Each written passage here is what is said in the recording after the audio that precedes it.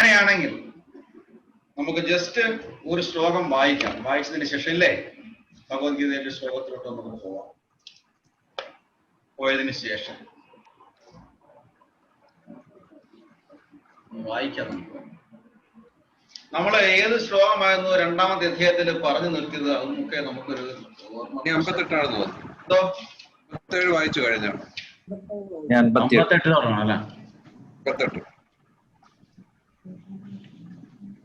58 സംഹരതേ ചായം.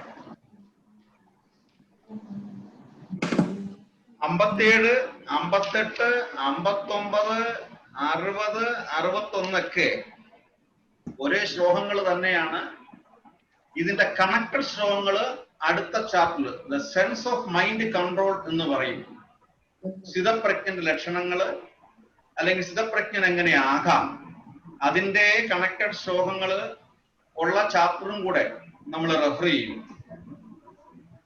അപ്പൊ നമുക്ക് ആ ചാപ്റ്ററിലേക്ക് വരുമ്പോഴത്തേന് അതിനെക്കുറിച്ച് ഞാൻ പറയില്ല, അവിടെയാണ് തയ്യാറെടുപ്പ് വരേണ്ടത്. പിന്നെ ഞാൻ പറയില്ല. 58 ഇനി വരേണ്ടത് അല്ലേ? 58 അല്ലേ? 58. യഥാ സംഹരതേ ചായം കൂർമോ അംഗാനീവ സർവശഃ ഇന്ദ്രിയാണിന്ദ്രിയാർത്ഥേഭ്യ തസ്യ പ്രജ്ഞാ പ്രതിഷ്ഠിത. യഥാ സംഹരതേ ചായം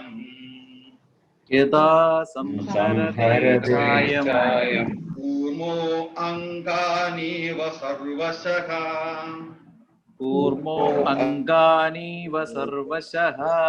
ഇന്ദ്രിയാണി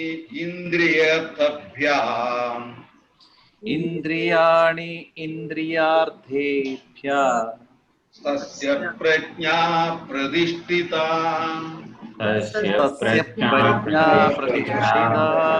യഥാ സംഹരതേ ചായം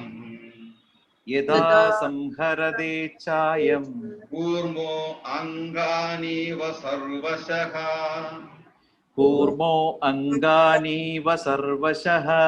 ഇന്ദ്രിയാണി ഇന്ദ്രിയാർത്ഥേഭ്യ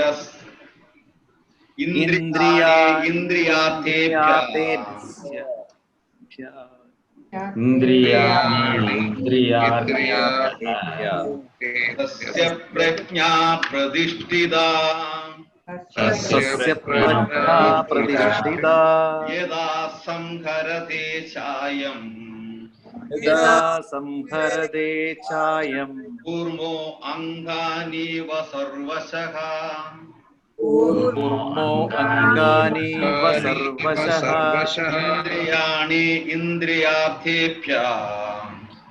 ഇന്ദ്രിയാണി ഇന്ദ്രിയാർത്ഥേഭ്യ തസ്യ പ്രജ്ഞാ പ്രതിഷ്ഠിത.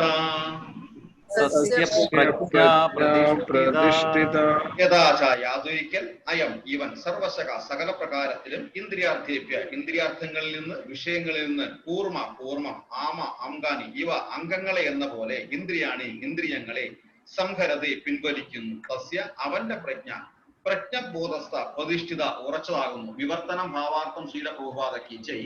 വിവർത്തനം ആമ തന്റെ അവയവങ്ങളെ തോടിനുള്ളിലേക്ക് വലിക്കുന്നത് പോലെ ഇന്ദ്രിയങ്ങളെ വിഷയങ്ങളിൽ നിന്ന് പിൻവലിക്കാൻ കഴിയുന്നവനാണ് സ്ഥിതപ്രജ്ഞൻ. ആമ തന്റെ അവയവങ്ങളെ തോടിനുള്ളിലേക്ക് വലിക്കുന്നത് പോലെ ഇന്ദ്രിയങ്ങളെ വിഷയങ്ങളിൽ നിന്ന് പിൻവലിക്കാൻ കഴിയുന്നവനാണ് സ്ഥിതപ്രജ്ഞൻ. അവിടെ അങ്ങനെ നിൽക്കട്ടെ ആ ഭാഗം. ഈ ശ്ലോകം പ്രത്യേകിച്ച് എടുത്തു പറയാനുള്ള കാരണം ഞാൻ നേരത്തെ പറഞ്ഞു, രാധാഷ്ടമിയാണ്. രാധാഷ്ടമിയെ കുറിച്ച് നമുക്ക് സംസാരിക്കാം.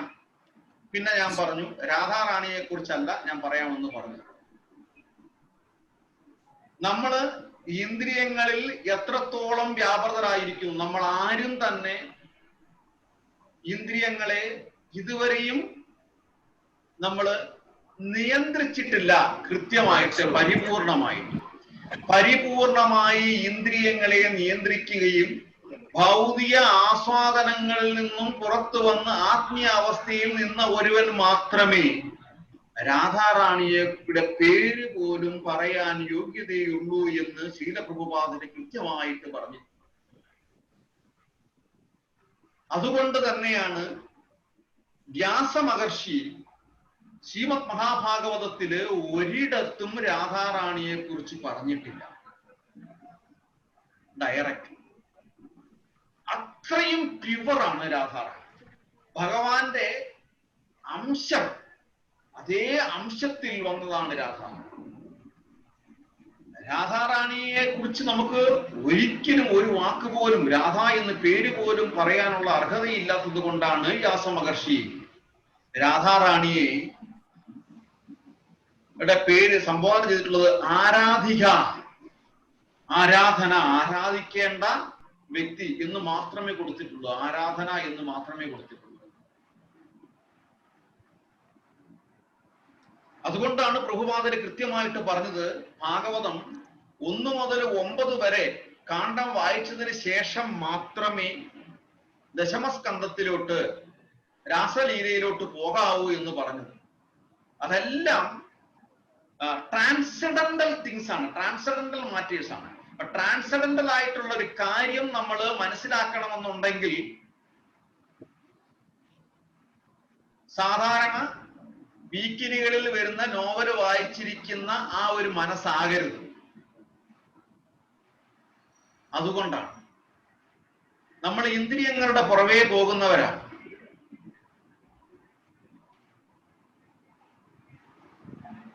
പിന്നെ രാധാറാണിയെ കുറിച്ച് കൂടുതൽ പറഞ്ഞിട്ടുള്ളത് ഗർഗഭാഗവതത്തിൽ മാത്രമാണ്. കാര്യം ഗർഗമുനിക്ക് മാത്രം അതിനുള്ള യോഗ്യത ഉണ്ടായിരുന്നു. കാര്യം ഗർഗമുനിയാണ് ഈ നാമകരണങ്ങളെല്ലാം ചെയ്യുന്നതും. നന്ദഗോപരുടെ അടുത്ത് ഇതേപോലെ വിഷഭാനുവിന്റെ ഭാര്യയ്ക്ക്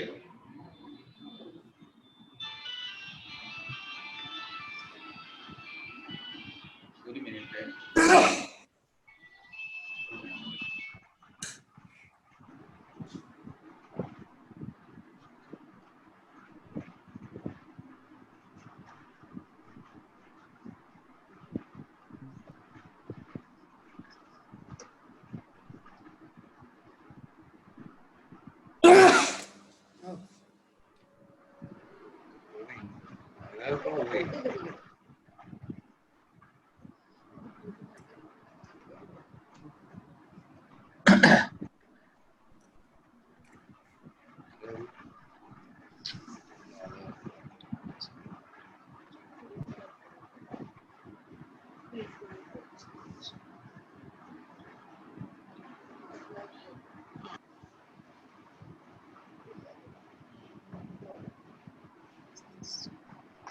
മ്യൂട്ടിലാണ് പ്രഭു, മ്യൂട്ടിലാണ്.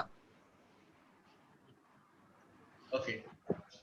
വിഷഭാനുവിന്റെ ഭാര്യയുടെ പേര് കീർത്തി എന്നല്ലേ?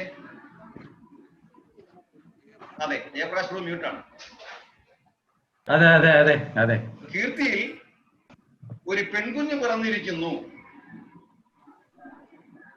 ആ കുഞ്ഞിനെ നിങ്ങൾ പോയി കാണണം, കൂടെ കൃഷ്ണനെയും കൂടെ കൂട്ടിക്കോളൂ എന്ന് പറഞ്ഞു.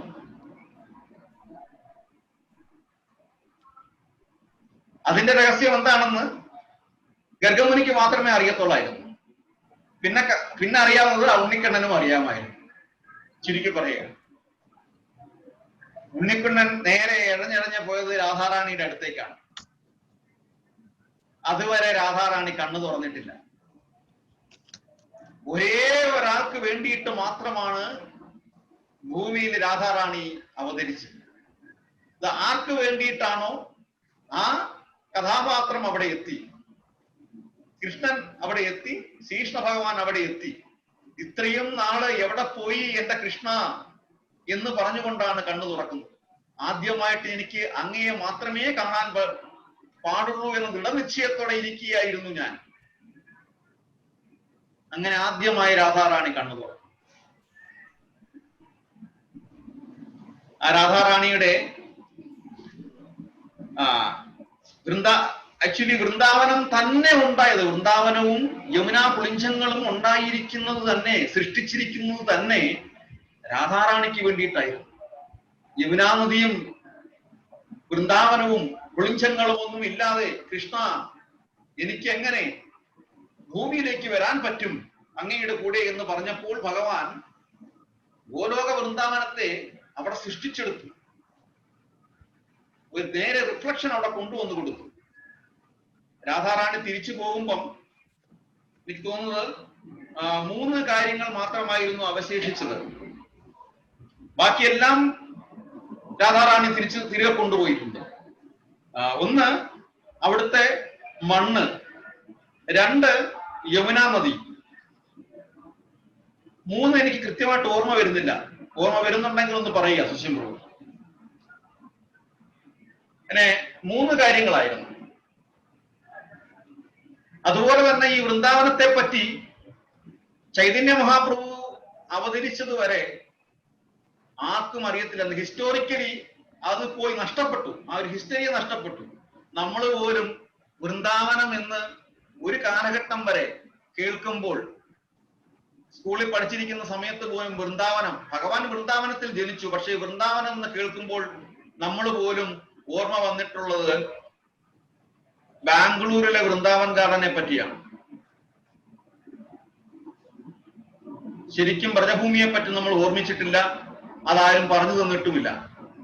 ചരിത്രത്തിൽ അത് ഒരു നാമം മാത്രമായിട്ട് മാറി. പിന്നീട് ഈ വൃന്ദാവനത്തെ പറ്റി നമ്മൾ അറിയുന്നത് ചൈതന്യ മഹാപ്രഭുവിലൂടെയാണ്.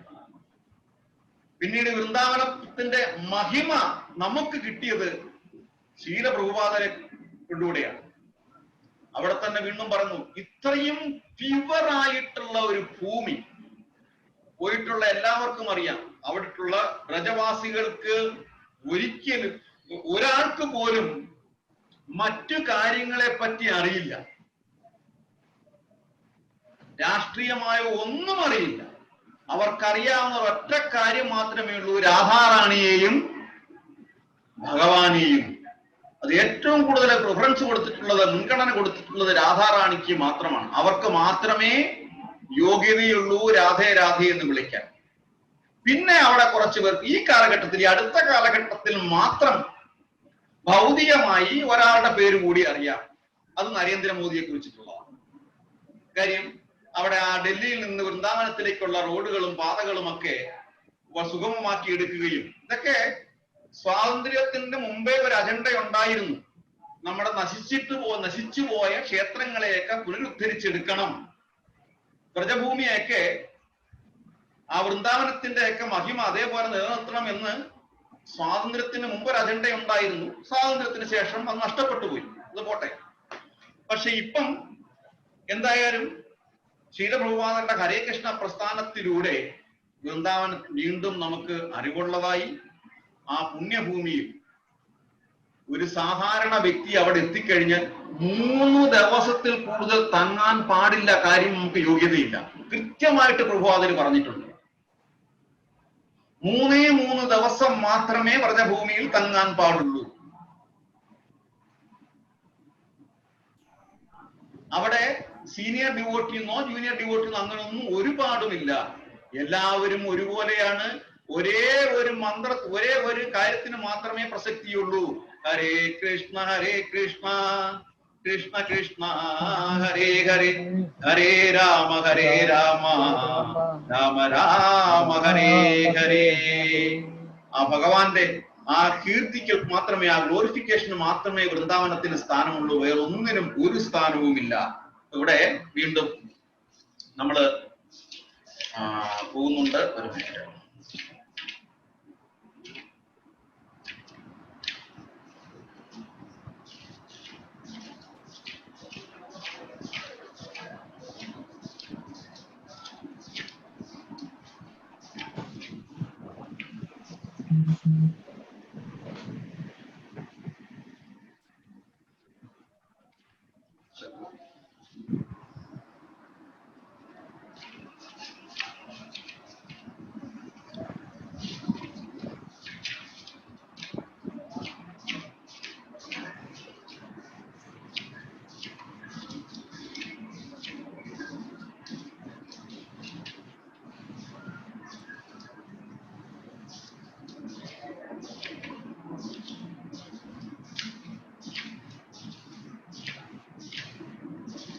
ശ്രീകൃഷ്ണ ഭഗവാനെ കുറിച്ച് രാധാറാണിയെ കുറിച്ച് കൂടുതൽ പറയുന്നത് ഗർഗഭാഗവതത്തിലാണ്.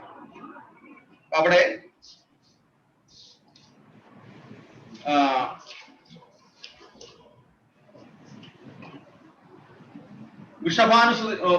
വൃഷഭാനുവിനും കീർത്തിക്കും ഒരു അനുഗ്രഹം ഭഗവാനിൽ നിന്ന് കിട്ടുന്നുണ്ട്. അങ്ങനെ ഭഗവാനിൽ നിന്ന് കിട്ടിയ ആ അനുഗ്രഹം കൊണ്ട് മാത്രമാണ്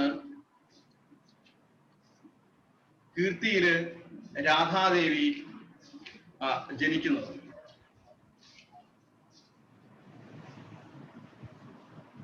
രാധാറാണിയുടെ 16 അക്ഷര മന്ത്രം നമുക്ക് ഇന്ന് ജപിക്കാം. കഴിഞ്ഞ പ്രാവശ്യവും നമ്മൾ ജപിച്ചു. ആ മന്ത്രത്തോടു കൂടി നമുക്ക് തുടങ്ങാം.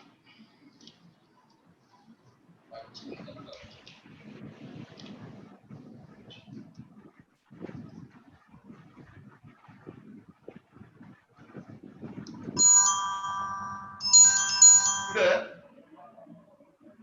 ഈ 16 നാമം, രാധാറാണിയുടെ 16 നാമം സാമവേദത്തിലുള്ളതാണ്. പിന്നെ ഈ സാമവേദത്തിൽ നിന്ന് ബ്രഹ്മവൈവർത്ത പുരാണത്തിലോട്ട് വീണ്ടും റെഫർ ചെയ്തിട്ടുണ്ട്. വായിക്കാം നമുക്ക്. കഴിഞ്ഞ വർഷം പറഞ്ഞിരുന്നത് ആരെങ്കിലും കുറിച്ചു വെച്ചിരുന്നോ അന്ന്?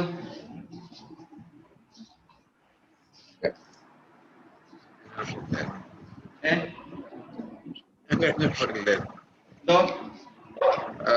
ഞാനും പങ്കെടുക്കുന്നില്ല ഇപ്പോഴല്ലേ. ഓക്കെ,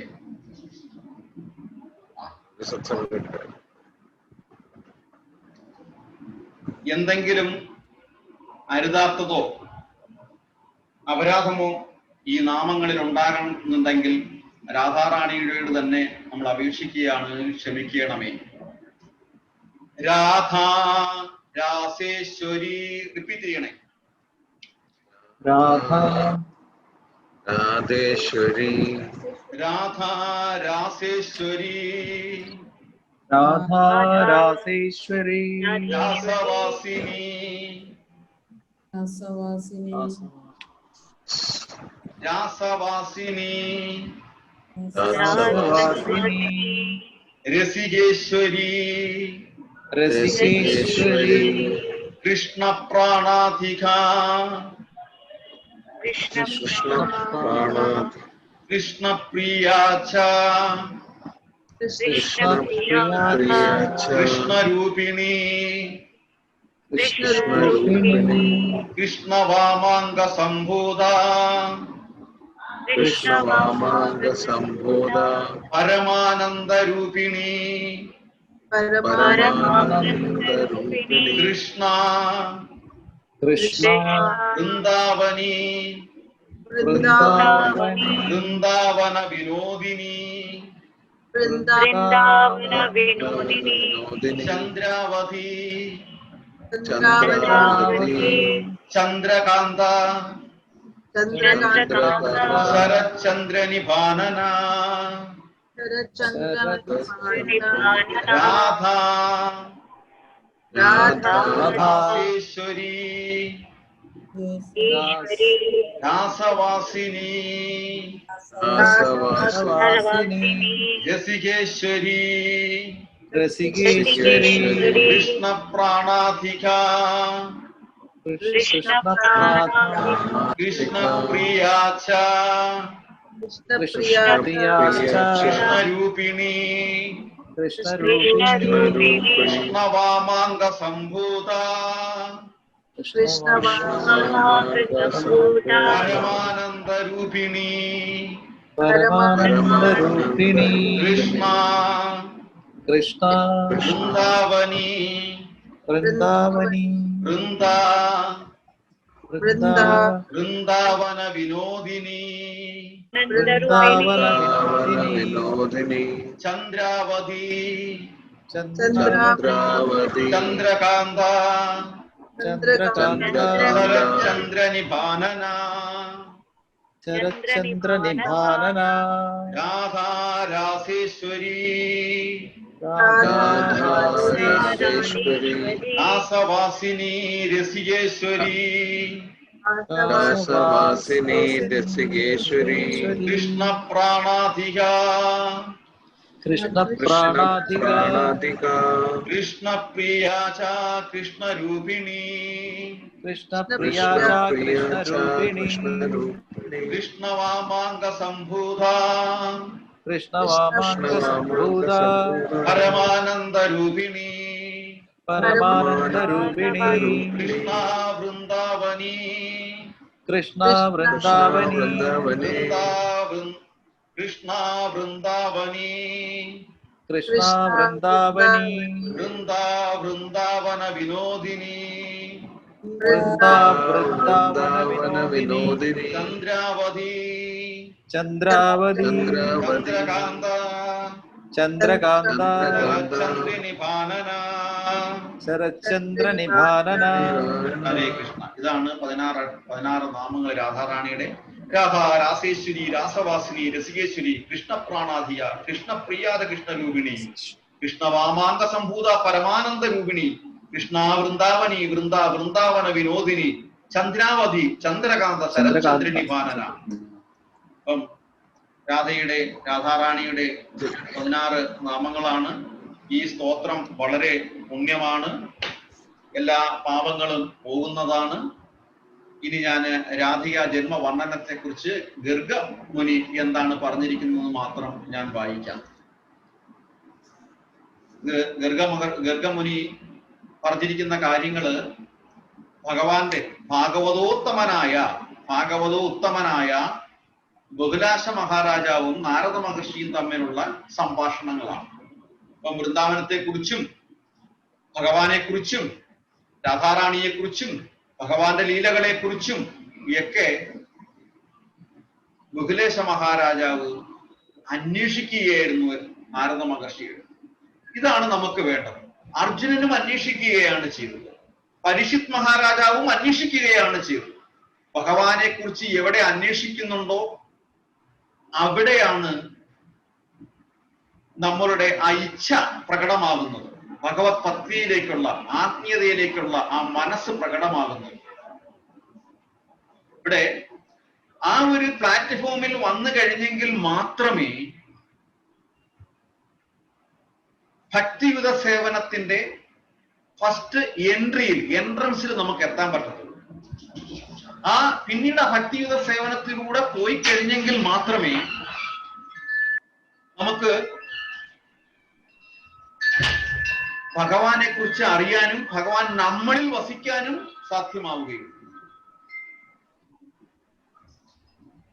ഭക്തിയുത സേവനം അതുകൊണ്ട് വളരെ വലുതാണ്. രാധാറാണിയെ സ്മരിക്കുവാൻ വേണ്ടിയിട്ട് നമുക്ക് എളുപ്പമായ മാർഗം കലിയുഗത്തിലെ 16 അക്ഷര മന്ത്രത്തിൽ രാധാറാണി അടങ്ങിയിരിക്കുന്നുണ്ട്. ഹരേ ഹരേ എന്ന് ഉദ്ദേശിക്കുന്നത് രാധാറാണിയെ കുറിച്ചാണ്, ഭഗവാന്റെ ഇന്റേണൽ പൊട്ടൻസിയെ കുറിച്ചിട്ടാണ് ഹരേ. അവിടെയും ഡയറക്റ്റ് ആയിട്ട്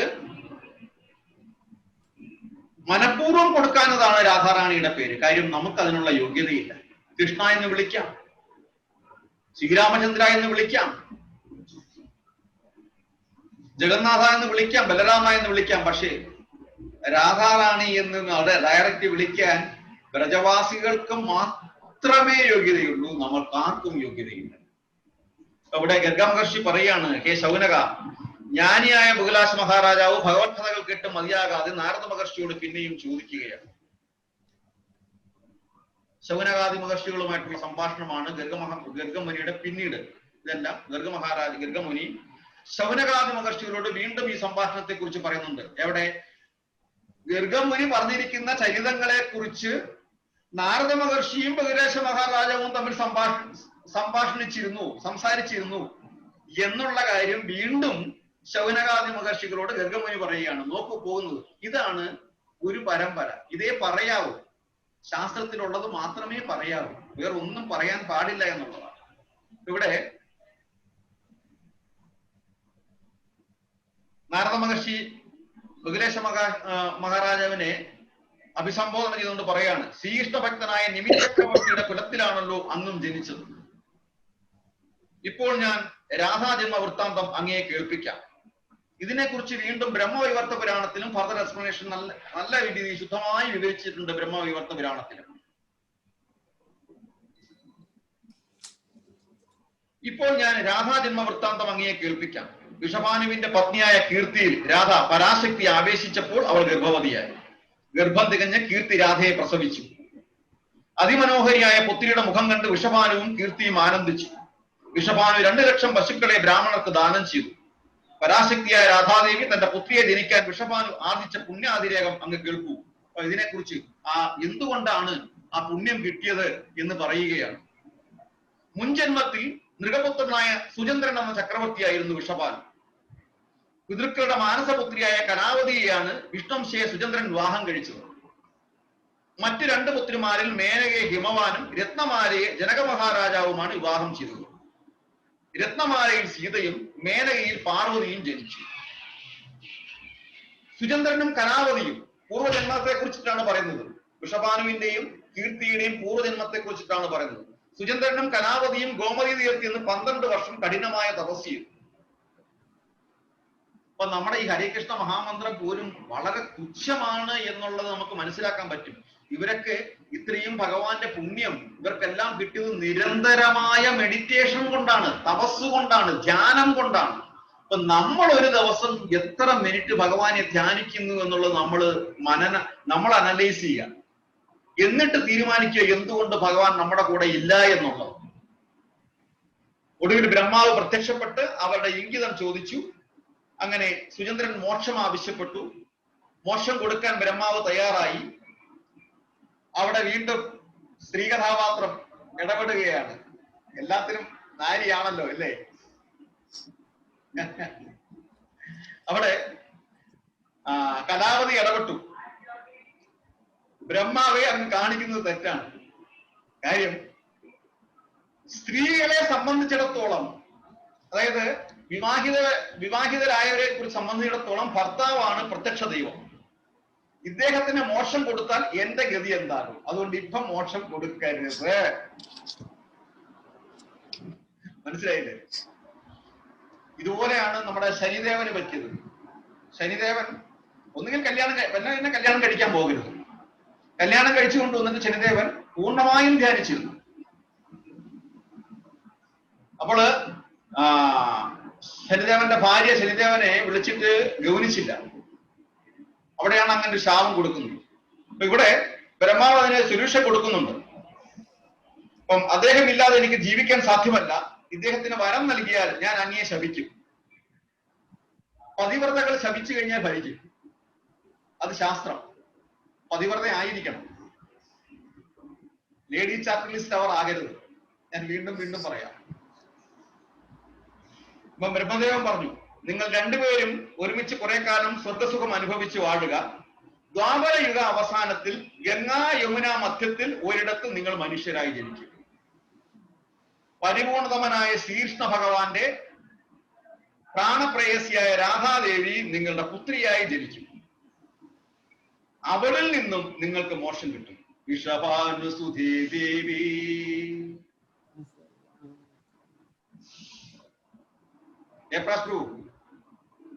പ്രണമാമി ഹരിപ്രിയേ. പ്രണമാമി ഹരിപ്രിയേ.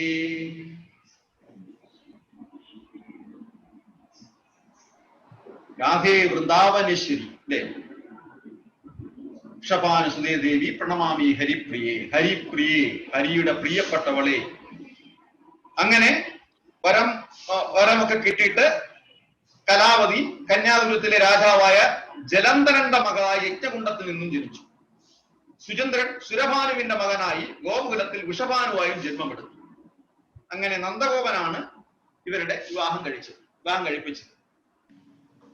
ഇതേപോലെ ഓരോ ഇവല്യൂഷൻ തിയറികൾ ഉണ്ട് നമുക്ക്. ഞാൻ കഴിഞ്ഞ ആഴ്ച പറഞ്ഞിരുന്നു പൂതനയുടെ ഫോർമർ ബർത്ത്. പിന്നെ നിവേദാണ് ഓർമ്മിപ്പിച്ചത്. ഞാനത് വീണ്ടും മറന്നിട്ട് സെർച്ച് ചെയ്തില്ല. പിന്നെ നിവേദ് ഇന്നലത്തെ ക്ലാസ്സിൽ നിവേദ് പറഞ്ഞു പൂതനയുടെ ഫോർമർ ബർത്ത് മഹാബലിയുടെ പുത്രി രത്നമാലയായിരുന്നു. ആ രത്നമാല വാമനാവതാരത്തിൽ വരാൻ പോവുകയാണ്. നമുക്ക് ഓണം വരാൻ പോവുകയാണ്, വാമനാവതാരം വരാൻ പോവുകയാണ്. ഇതെല്ലാം കോയിൻസൈഡ് ആണ്, നമ്മൾ പറയുന്നതല്ല. ഈ പ്ലാറ്റ്ഫോമിൽ ഇരിക്കുന്ന എല്ലാവരും ഭഗവാന്റെ പ്രിയപ്പെട്ടവരാണ്. എന്റെ കാര്യം മാത്രമല്ല പറഞ്ഞത് കേട്ടോ. ഇവിടെ ഇരിക്കുന്ന എല്ലാവരും, മറ്റുള്ള എല്ലാവരും ഭഗവാന്റെ പ്രിയപ്പെട്ടവരായതുകൊണ്ടാണ് ഭഗവാനെ കുറിച്ച് അറിയാനും കേൾക്കാനും ഇടയാകുന്നത് വീണ്ടും വീണ്ടും. അതെല്ലാം കോയിൻസൈഡ് ആവുകയാണ്. അങ്ങനെ ആ വാമന ദേവന്റെ കോമളമായ മനോഹരമായ രൂപം കണ്ടിട്ട് രത്നമാല അറിയാതെ ആഗ്രഹിക്കുകയാണ്. അതും സ്പിരിച്വൽ ആഗ്രഹമാണ്. നോക്കൂ, മറ്റൊന്നുമല്ല ആഗ്രഹിച്ചത്. ഇതേപോലെ ഒരു കുഞ്ഞിനെ എനിക്കും കിട്ടണമേ, ഇതേപോലെ ഒരു കുഞ്ഞിനെ എനിക്ക് മുലയൂട്ടാനുള്ള ഭാഗ്യം കിട്ടണം എന്ന് അവിടെ രത്നമാല ആഗ്രഹിക്കുകയാണ്. അതും ഭഗവാൻ കേട്ടു, ഭഗവാൻ സാധിച്ചു. ഏതൊരു കാര്യം നമ്മൾ ആത്മാർത്ഥമായി ആഗ്രഹിക്കുന്നുണ്ടോ, ഭക്തിപൂർവം ആഗ്രഹിക്കുന്നുണ്ടോ, നമുക്കത് നേടിയെടുക്കാൻ പറ്റും. ഭഗവാൻ നമുക്ക് അനുഗ്രഹിച്ചു തരും. അതുകൊണ്ടാണ് ഭഗവാൻ ഉറപ്പിച്ചു പറഞ്ഞത്, ക്ഷിപ്രം ഭവതി ധർമാത്മാ സ്വച്ഛാന്തി നികച്ചതി കൗന്ദയ പ്രതിജാനിഹി ന മേ ഭക്ത്യാ പ്രണശ്യതി. ഒരിക്കലും എന്റെ ഭക്തന് നാശം സംഭവിക്കുകയില്ല. അവൻ ഉടനെ തന്നെ, ക്ഷിപ്രം ഭവതി ധർമാത്മാ, ഉടനെ തന്നെ അവന് ഭഗവാൻ എന്റെ അനുഗ്രഹം കിട്ടും. ഒരിക്കലും അവിടെ മാറ്റിവെക്കുന്ന പരിപാടിയേ ഇല്ല. പക്ഷേ നമ്മളും ഭഗവാനുമായിട്ടുള്ള ബന്ധത്തിന്റെ ദൃഢത എങ്ങനെയുണ്ട് എന്നുള്ളത് നമ്മൾ തന്നെയാണ് അനലൈസ് ചെയ്യേണ്ടത്. ഹരേ കൃഷ്ണ. അപ്പൊ ഇതാണ് രാധാറാണിയെ കുറിച്ചുള്ള ജന്മവർണ്ണനം. ഇതിൽ കൂടുതൽ പറയാൻ, ഇതുപോലും പറയാനുള്ള യോഗ്യത എനിക്കില്ല. അപ്പൊ ഞാൻ പറഞ്ഞതല്ല, ഗർഗമുനി എങ്ങനെ ഗർഗഭാഗവതത്തിൽ വിവരിച്ചിരിക്കുന്നു എന്നുള്ളത് മാത്രം ഞാൻ ജസ്റ്റ് വായിക്കുകയേ ചെയ്തിട്ടുള്ളൂ. രാധാറാണിയുടെ 16 നാമങ്ങൾ ജപിക്കുക മാത്രമേ ഞാൻ ചെയ്തിട്ടുള്ളൂ. നമ്മൾ വീണ്ടും 2-ാമത്തെ അധ്യായത്തിലെ 58-ാമത്തെ ശ്ലോകത്തോട്ട് വരികയാണ്. യഥാ സംഹരതേ ചായം കൂർമോ അംഗാനീവ സർവശഃ ഇന്ദ്രിയാണി ഇന്ദ്രിയാർത്ഥേഭ്യ സസ്യ പ്രജ്ഞാ പ്രതിഷ്ഠിത. ആമ തന്റെ അവയവങ്ങളെ തോടിനുള്ളിലേക്ക് വലിക്കുന്നത് പോലെ ഇന്ദ്രിയങ്ങളെ വിഷയങ്ങളിൽ നിന്നും പിൻവലിക്കാൻ കഴിയുന്നവരാണ് സ്ഥിതപ്രജ്ഞൻ എന്ന് പറയുന്നു. സുശീം പ്രഭു ഒന്ന് വായിച്ച ഭാവാർത്ഥം.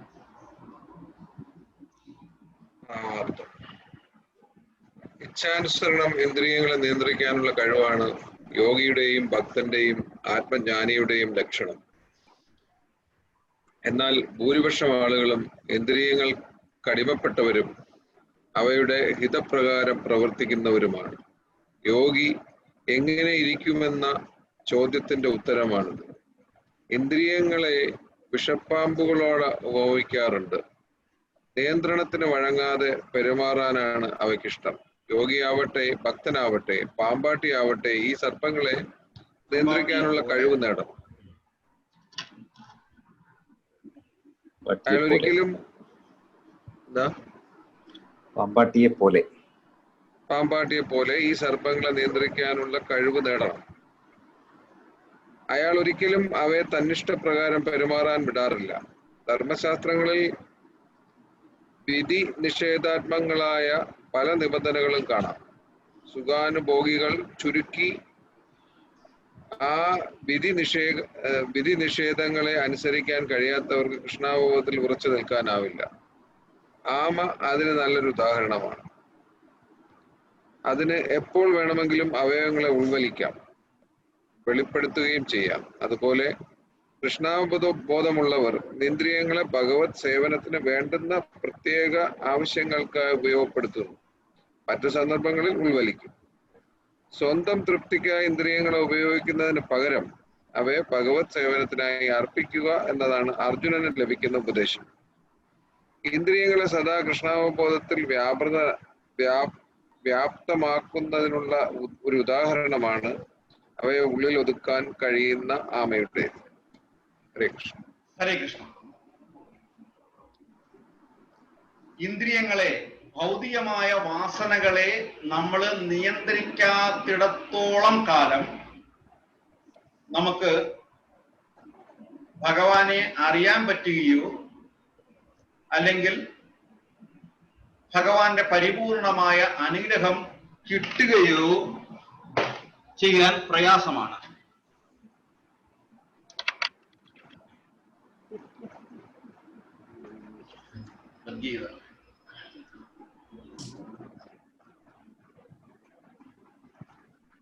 എന്താണ് ഭൗതിക വാസനകളിൽ നമ്മൾ പെട്ടുപോകുന്നത്?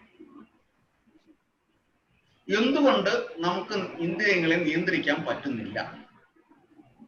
അർജുനനോട് ഭഗവാൻ സമ്മതിച്ചു കൊടുക്കുന്നുണ്ട്, ഇന്ദ്രിയങ്ങളെല്ലാം കാറ്റിനേക്കാൾ വേഗതയിലാണ്,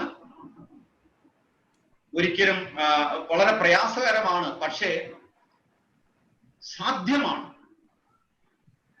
വളരെ പ്രയാസകരമാണ്, പക്ഷേ സാധ്യമാണ് ഇന്ദ്രിയങ്ങളെ പിടിച്ചു നിർത്താൻ എന്ന് കൃത്യമായിട്ട് അർജുനനോട് ഭഗവാൻ പറയുന്നുണ്ട്. അർജുനൻ അത് സാധിക്കുകയും ചെയ്തു.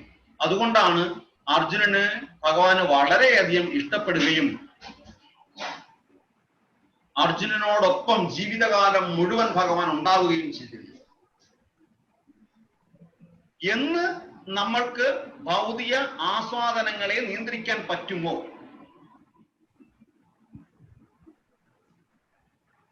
ഭൗതിക ആസ്വാദനങ്ങളെ നിയന്ത്രിക്കാൻ പറ്റേണ്ടതിന്റെ ആവശ്യം, അല്ലെങ്കിൽ അതിന്റെ ഒരു പാർട്ടായിട്ടാണ് ഗർഭധാന സംസ്കാരം എന്ന് പറയുന്നത്. അതൊരു വിവാഹ ജീവിതം ഒന്ന്. അതുപോലെ തന്നെ മറ്റുള്ള ആഗ്രഹങ്ങൾ, കാമ, ക്രോധ, ലോഭ, മത, മാത്സര്യം, ഇത്രയും കാര്യങ്ങൾ നമ്മളിൽ നിന്ന് വിട്ടുപോകണം. അതിനുള്ള ഒരേ ഒരു ഉപായം ഭഗവാനെ സ്മരിക്കുക മാത്രമേ ഉള്ളൂ. അതുകൊണ്ടാണ് നമ്മൾ ഭക്തനല്ല, ഭക്തിയുടെ സേവനമാണെന്ന് പറയുന്നത്. അചഞ്ചലമായ ഭഗവാനിലുള്ള ഭക്തിയിൽ കൂടി മാത്രമേ കാമ, ക്രോധ, ലോഭ, മത, മാത്സര്യത്തിൽ നിന്ന് നമുക്ക് മുക്തി കിട്ടുകയുള്ളൂ. ഹരിദാസ് താക്കൂർ തന്നെ ഏറ്റവും വലിയ ഉദാഹരണമാണ്. ഹരിദാസ് താക്കൂറിന്റെ ഭക്തിയെ, അതായത് അദ്ദേഹത്തിനോടുള്ള വിരോധം കൊണ്ട് ഭരണാധികാരി തന്നെ പറഞ്ഞു വിടുന്നതാണ് ഒരു സ്ത്രീയെ. ഹരിദാസ് താക്കൂർ ദൃഢപ്രതിജ്ഞ എടുത്തു, ഞാൻ ഇത്ര കോടി നാമം ജപിക്കുന്നതാണ്, ഈ നാമജപത്തിന് ശേഷം ഞാൻ അങ്ങയുടെ ഭഗവതിയുടെ ആഗ്രഹം ഞാൻ സാധിച്ചു തരാം എന്ന് വളരെ വിനയാന്വിതമായിട്ട് പറഞ്ഞു.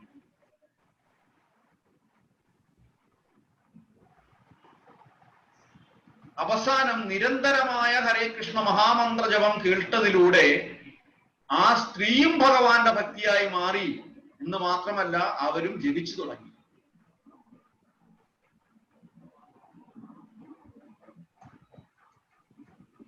നേരത്തെ ഞാൻ വാസവദത്തയുടെ കാര്യവും കഥയും പറഞ്ഞു. ഉപഗുപ്തൻ, ഇവിടേക്കാണ് ഇന്ദ്രിയങ്ങളെ നിയന്ത്രിക്കുന്നതിന്റെ ഉദാഹരണങ്ങൾ പറയുന്നത്. ഉപഗുപ്തനെ എത്രയോ പ്രാവശ്യം വാസവദത്ത പറഞ്ഞു വിട്ടു, ജോലിയെ പറഞ്ഞു വിടിയിച്ചു. അവിടെ ഒന്നും ഉപഗുപ്തൻ ആ ഇന്ദ്രിയ തൃഷ്ണയിൽ അകപ്പെട്ടു പോയില്ല.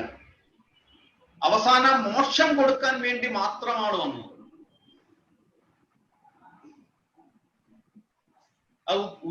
ആക്ച്വലി ഉപഗുപ്തൻ ജ്ഞാനം കൊണ്ട് അറിഞ്ഞു വാസവദത്ത ഇങ്ങനെ ചുടുകാട്ടിലാണ്, അപ്പം ഇത്രയും കാലം എന്നെ ഒരു ഭഗവത് ഭക്തനെ ഓർമ്മിച്ചതിന്റെ ഒരു പരിണാമം കൂടിയാണ് അവിടെ കിട്ടുന്നത്, ആ ഒരു അനുഗ്രഹം കിട്ടുന്നത്.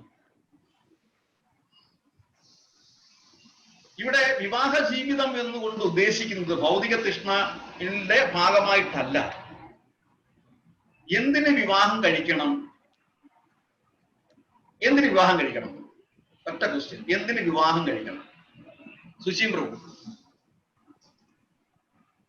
തലമുറയെ നിലനിർത്താൻ. എന്തിന് തലമുറയെ നിർത്തണം? അതൊരു ലൗകികന്റെ ഒരാഗ്രഹങ്ങളിൽ ഒന്നാണ്. ലൗകികന്റെ ഒരു ആഗ്രഹങ്ങളിൽ. ഓക്കെ, ജീവിക്കാൻ പ്രയാസമുള്ളവരാണ് വിവാഹം കഴിക്കുന്നത്. എന്തോ ഒറ്റയ്ക്ക് ജീവിക്കാൻ പ്രയാസമുള്ളവർക്ക് വിവാഹം കഴിച്ച് കുടുംബമായിട്ട് ജീവിക്കുക, അല്ലെങ്കിൽ ഒറ്റയ്ക്കാണ് നല്ലത്. ഓക്കെ, നൈഷ്ഠിക ബ്രഹ്മചര്യം പറ്റുന്നവർക്ക് അത് ചെയ്യാം. അല്ല, കുടുംബമായിട്ട് ജീവിച്ചേ പറ്റുമെന്നുണ്ടൊരു വരുമല്ലോ, അതാണല്ലോ നോർമൽ. നമ്മളൊക്കെ നോർമൽ ആയതുകൊണ്ട് നമ്മൾ വിവാഹം കഴിച്ചു, അത്ര. ഓക്കെ. മറ്റഭിപ്രായങ്ങൾ? ജയപ്രകാശ് പ്രഭു, സുരേഷ് ഗോപി പ്രഭു. ഒറ്റയ്ക്കായി പോകും. ഒറ്റയ്ക്കായി പോകും. ചേട്ടനും പറഞ്ഞു ഒറ്റയ്ക്കായി പോകും. ഇവിടെ എല്ലാം കല്യാണം കഴിച്ചവരാണുള്ളത്. പറയാം, തീർച്ചയായിട്ടും പറയാം. നിവേദ ഒഴിച്ചിട്ട് പറയാം. എന്തിനാണ്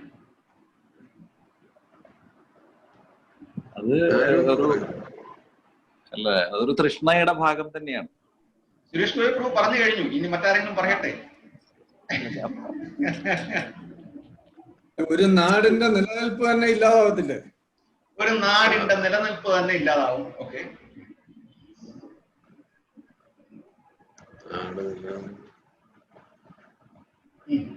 പിന്നെ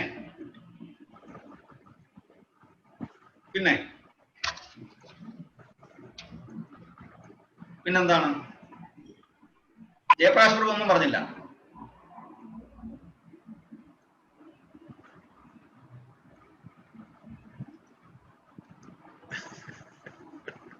പ്രഭു അതൊരു നല്ലൊരു ഉദാഹരണം പറയുന്നുണ്ട്.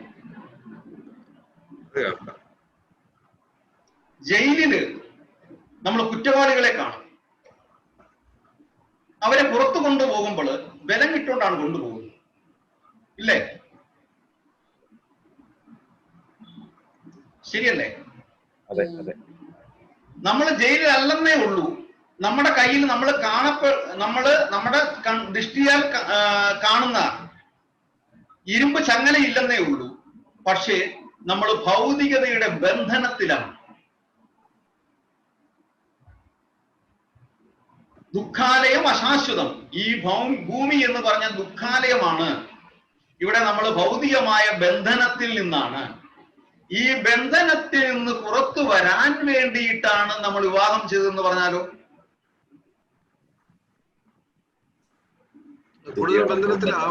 കഥയുടെ മറ്റൊരു ഭാഗത്തിലേക്ക് പോവുകയാണ്. അതൊക്കെ പറഞ്ഞോ, മാതാജിമാര് കൂടെ ഇരിക്കുകയാണ്. കൂടുതൽ ബന്ധനത്തിൽ പോവുകയാണ് നമ്മൾ കല്യാണം കഴിക്കുന്നതോട്. അത് ഗർഭധാന സംസ്കാരത്തിലൂടെ, ആ ഒരു ജ്ഞാനത്തിലൂടെ അല്ലാതെ വിവാഹം ചെയ്യുമ്പോഴാണ് നമ്മൾ കൂടുതൽ ബന്ധനത്തിലാവുന്നത്. വിവാഹം ചെയ്യുന്നതിലൂടെ നമ്മൾ ഭക്തിയുത സേവനത്തിന്റെ മറ്റൊരു പ്ലാറ്റ്ഫോമിലേക്ക് കടക്കുകയാണ്. അവിടെ കാമലോഭ ഹതഛേദസഹ, ഈ സെൻസ് എൻജോയ്മെന്റിനെ നമ്മൾ മാറ്റിയെടുത്തിട്ട് എന്തിനാണ് ഭാര്യ എന്തിനു വേണ്ടിയിട്ടാണ് എന്നുള്ള നിർവചനത്തിലേക്ക് നമ്മൾ എത്തണം. പുത്രാർത്ഥേ ക്രിയതേ ഭാര്യ, പുത്രാർത്ഥേ ക്രിയതേ ഭാര്യ.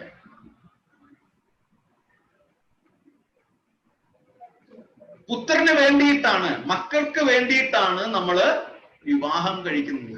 ഇനി അതിന്റെ ആവശ്യമുണ്ടോ? വീണ്ടും ചോദിക്കുകയാണ്. പുത്രപിണ്ഡം പ്രയോജനം. അവിടെയാണ് കൃഷ്ണൻ പറഞ്ഞത്, അർജുനൻ ഭഗവാനോട് ചോദിക്കുന്നത്, നമ്മൾ യുദ്ധം ചെയ്ത് എല്ലാവരും മരിച്ചു കഴിഞ്ഞാൽ കുലത്തിലെ സ്ത്രീകള് നശിച്ചു പോയില്ലേ എന്ന് പറയുന്നത്, എന്ന് പറയുന്നു. ഓക്കെ, ഇവിടെ നല്ലൊരു സത്പുത്രനെ കിട്ടാൻ വേണ്ടിയിട്ടാണ് നമ്മൾ വിവാഹം കഴിക്കുന്നത്. എന്തിനു വേണ്ടിയിട്ട്? നമ്മളെ എന്ന നരകത്തിൽ നിന്ന് രക്ഷിക്കാൻ വേണ്ടിയിട്ട്. അവിടെയാണ് പുത്രൻ എന്ന നരകത്തിൽ നിന്ന് നമ്മളെ ത്രാടനം ചെയ്യാൻ, രക്ഷിക്കാൻ വേണ്ടിയിട്ട് ഈ ഒരു ചിന്തയോടുകൂടി വിവാഹം കഴിക്കുകയും, ദാസോ അഹം തവ കേശവ, ഭഗവാന്റെ ദാസനാണ് എന്നുള്ള ചിന്തയും നമുക്കുണ്ടെങ്കിൽ മറ്റൊരു ബന്ധനത്തിലേക്ക് വിവാഹ ജീവിതം പോവുകയില്ല. രണ്ടുപേരും ഒരുമിച്ച് ചേർന്ന് എന്റെ ദൗത്യം എന്നുള്ളത് എന്റെ അടുത്ത ജന്മം മോക്ഷം നേടി ഭഗവാന്റെ അടുത്തേക്ക് എത്തുവാനും പുതിയൊരു തലമുറയെ കൂടി ഭഗവാനെ സേവിക്കാൻ പുതിയൊരു തലമുറയെ കൂടി സൃഷ്ടിക്കാനും വേണ്ടിയിട്ടാണ് എന്നുള്ള ആ ഒരു ബോധം നമ്മൾക്ക് ഉണ്ടാകും.